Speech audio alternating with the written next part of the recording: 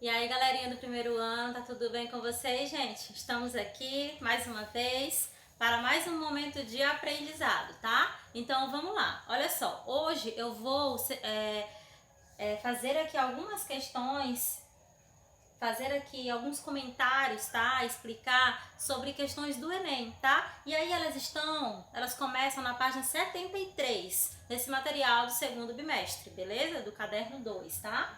Então vamos lá? Pega aí teu material, porque aí você já vai respondendo junto comigo. Página 73. Olha só. Então aqui eu tenho uma questão que traz um poema lindo do Carlos Drummond de Andrade. No poema Procura da Poesia, Carlos Drummond de Andrade expressa a concepção estética de se fazer com palavras o que o escultor Michelangelo fazia com mármore. O fragmento abaixo exemplifica essa afirmação. Então aqui é uma questão que é o que o Enem faz demais, de juntar conteúdos de diferentes momentos, tá? Ou seja, tem um enunciado aqui que traz uma poesia do Drummond, que é um conteúdo que vocês ainda vão estudar no segundo ano, e faz essa relação com o Michelangelo, fazendo essa relação aqui que no caso, o Michelangelo é um artista renascentista. Então observem, são 5 séculos de diferença, mas existe essa relação. Como que essa relação acontece? A gente vai ver agora, olha só. Então aqui o Drummond faz essa concepção estética de trabalhar as palavras, do mesmo jeito que o Michelangelo fazia com as esculturas, né? Os detalhes e tudo mais. O fragmento abaixo exemplifica essa afirmação, olha só. Penetra surdamente no reino das palavras. Lá estão os poemas que esperam ser escritos. Chega mais perto e contempla as palavras. Cada uma tem 1000 faces secretas sob a face neutra e te pergunta, sem interesse pela resposta: pobre ou terrível que lhe deres, trouxeste a chave? Lindo, né? Esse poema, como a gente consegue perceber, ele é metalinguístico. Lembra lá das funções da linguagem do primeiro bimestre?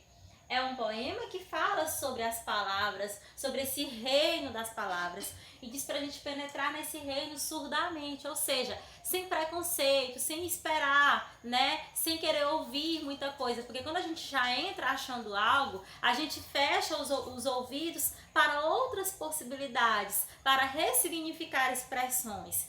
E aqui tá falando pra gente entrar meio que assim, livres para poder compreender e perceber o que esse reino das palavras pode nos trazer, tá bom? E aí, aqui tá dizendo que lá estão os poemas que esperam ser escritos, ou seja, existem palavras diversas que a gente pode pegar e fazer os nossos textos, escrever os nossos poemas. E aí o Drummond fala que cada uma tem 1000 faces secretas. Você pode explorar o mundo das palavras sob diversos significados. É mais ou menos essa a proposta que ele nos traz. E ele diz que a gente tem que fazer perguntas sem interesse pelas respostas, sem criar estereótipos, sem criar possibilidades prontas. E fala aqui no final: trouxeste a chave? A chave para quê, gente? Para entrar no reino das palavras. Se você, tipo assim, tá disponível, se você quer entrar nesse reino, então é um poema lindíssimo do Drummond. Agora vamos para a questão. Esse fragmento, questão 3, viu, da página 73. Esse fragmento poético valoriza a seguinte característica do trabalho dos artistas renascentistas. O que é que esse poema tem a ver com renascimento, tia? Olha só, tem a ver porque tá falando, ó, na letra C, do trabalho quase que artesanal com as palavras, despertando sentidos novos.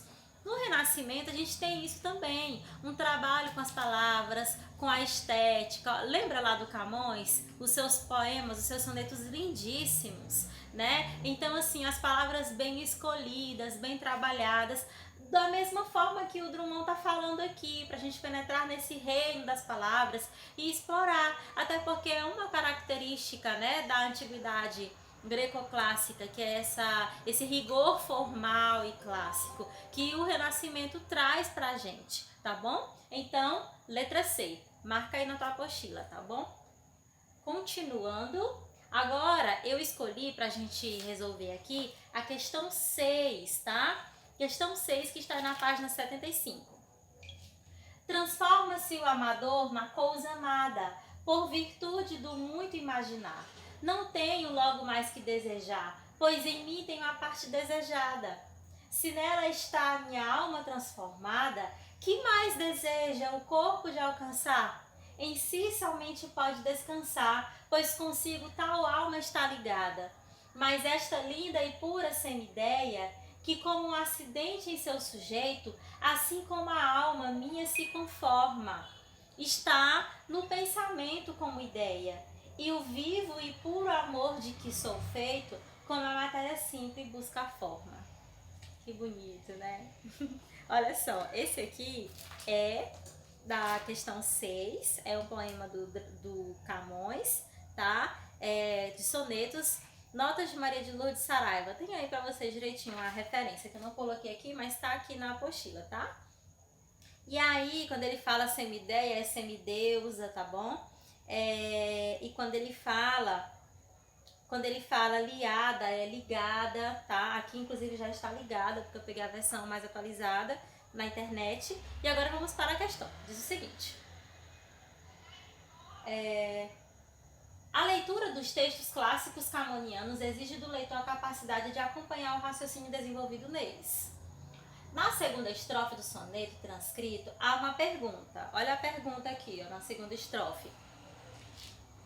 Se nela está minha alma transformada, que mais deseja o corpo de alcançar?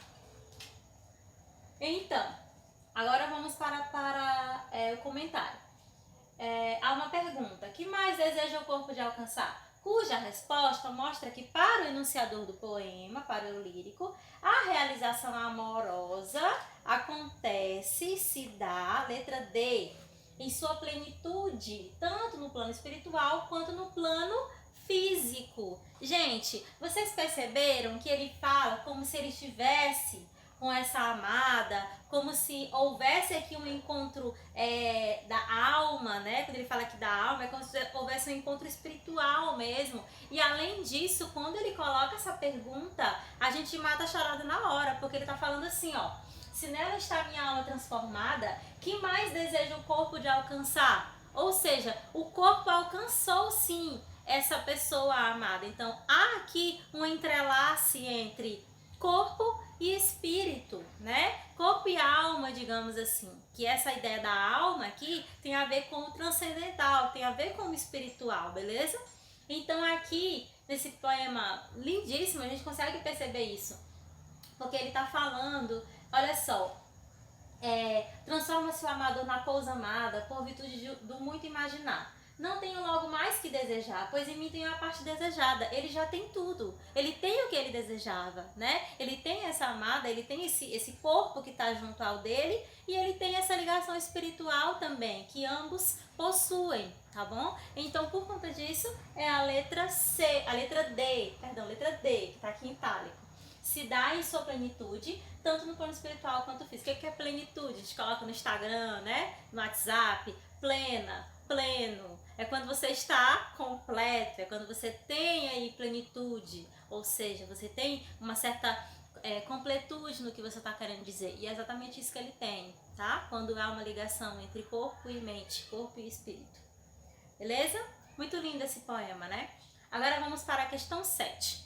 A questão 7 está na página 75 também e faz uma ligação, como o Enem costuma fazer pra gente, entre conteúdos de diferentes épocas. Aqui vai ligar um poema do Murilo Mendes, tá? Que é do século XX, brasileiro, com a carta de Pero Vaz de Caminha, que é um conteúdo que eu gravei a videoaula, que se você não assistiu, assista, viu?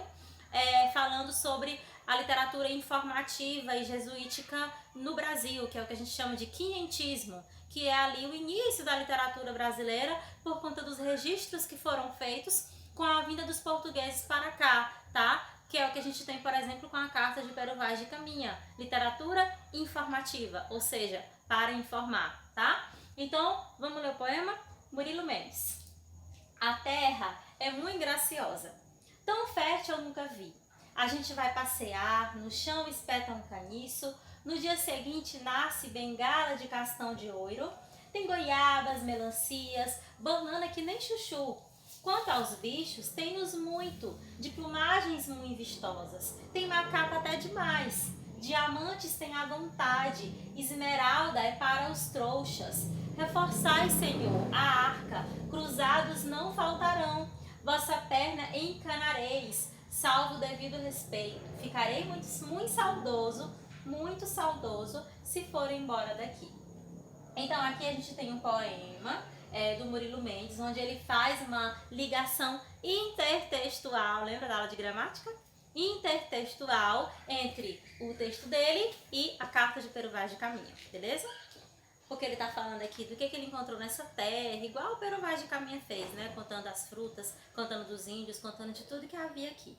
Questão: arcaísmos e termos coloquiais misturam-se nesse poema, criando um efeito de contraste. O que é arcaísmo? Essas expressões antigas, é o contrário de neologismos, tá?